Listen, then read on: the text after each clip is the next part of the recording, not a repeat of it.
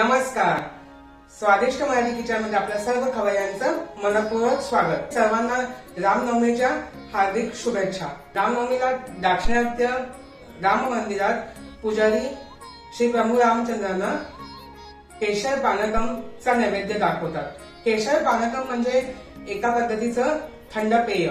तर मग आजच्या या व्हिडिओमध्ये आपण बघणार आहोत हेच केशरयुक्त पानकम घरच्या घरी कसं बनवायचं ते. केशर पानकम बनवण्यासाठी लागणारं साहित्य: अर्धा कप किसलेला गूळ, 2 कप पाणी, पाव चमचा सुंठ पावडर, पाव चमचा काळी मिरी पावडर, अर्धा चमचा वेलची पावडर, 2 टेबलस्पून लिंबाचा रस, चिमूटभर मीठ, 4 ते 5 तुळशीची पानं आणि 8 ते 10 केशराच्या काड्या.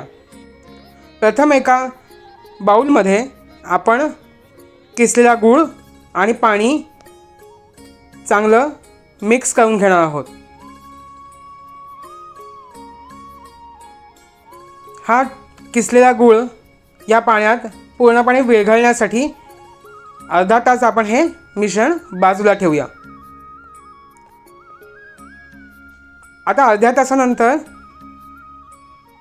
या मिश्रणात आपण लिंबाचा रस, सुंठ पावडर, वेलची पावडर, मिरी पावडर आणि मीठ घालून चांगलं मिक्स करून घेऊया.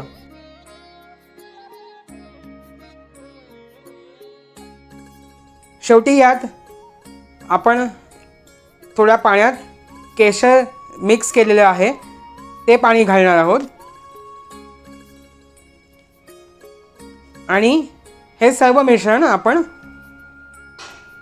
अर्ध्या ते 1 तासासाठी फ्रीजमध्ये थंड करत ठेवायचं आहे.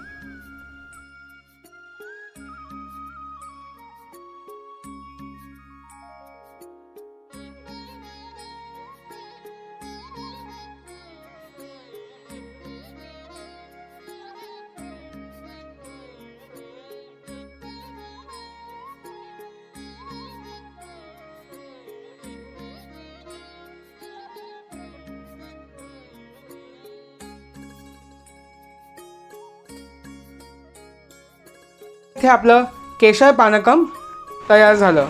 हे आता आपण श्री प्रभू रामचंद्रांना अर्पण करूयात.